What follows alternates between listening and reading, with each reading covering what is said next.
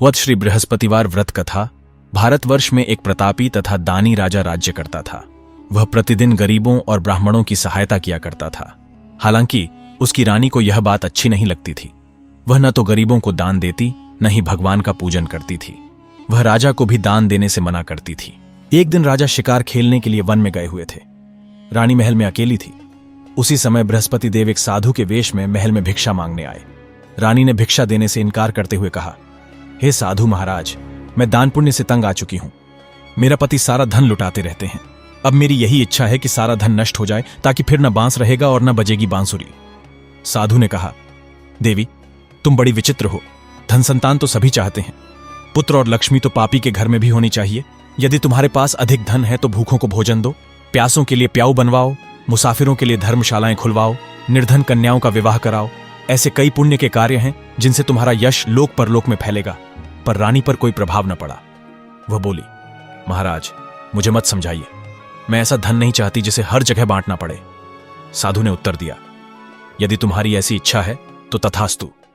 बृहस्पतिवार के दिन घर लीपना, पीली मिट्टी से सिर धोकर स्नान करना और भट्टी चढ़ाकर कपड़े धोना, ऐसा करने से तुम्हारा सारा धन नष्ट हो जाएगा। इतना कहकर साधु वहां से अंतर्ध्यान हो गए। रानी ने साधु की बताई बातों का पालन किया और केवल 3 बृहस्पतिवार बीतते ही सारी धन संपत्ति नष्ट हो गई। परिवार को भोजन के लाले पड़ गए। एक दिन राजा ने रानी से कहा, रानी, तुम यहीं रहो।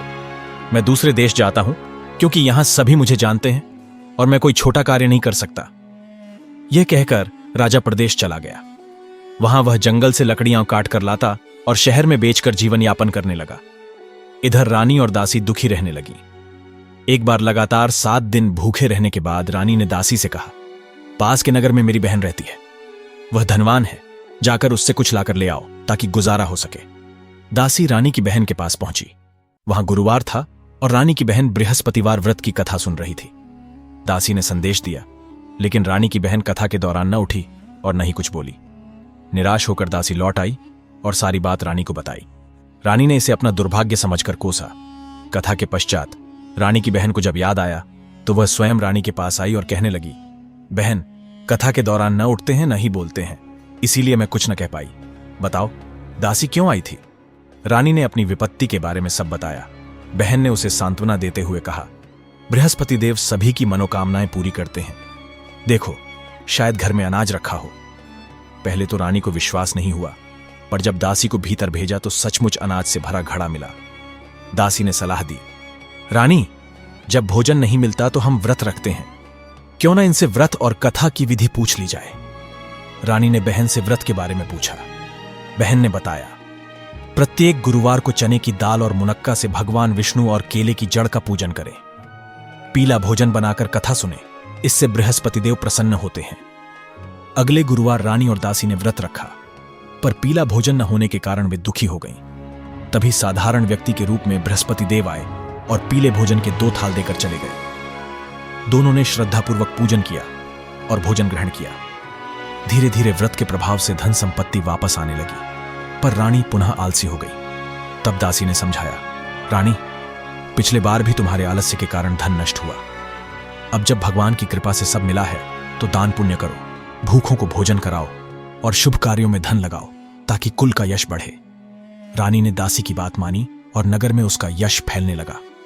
जंगल में दुखी बैठे राजा के पास बृहस्पति देव साधु के रूप में आए और उसे उसका दोष बताया।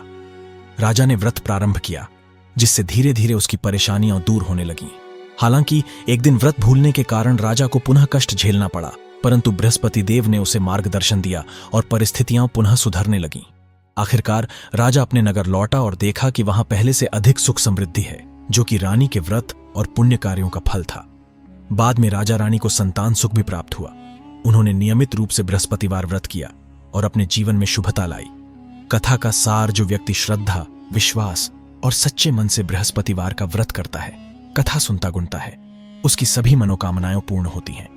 भगवान विष्णु और बृहस्पति देव ऐसे भक्तों की सदैव रक्षा करते हैं। बोलो बृहस्पति देव की जय। बोलो भगवान विष्णु की जय। अगर आप बृहस्पति देव की दूसरी चमत्कारी कथा सुनना चाहते हैं तो हमारे YouTube चैनल कहानी मानव को अभी सब्सक्राइब करें और धर्म भक्ति की इस यात्रा में हमारे साथ जुड़ें।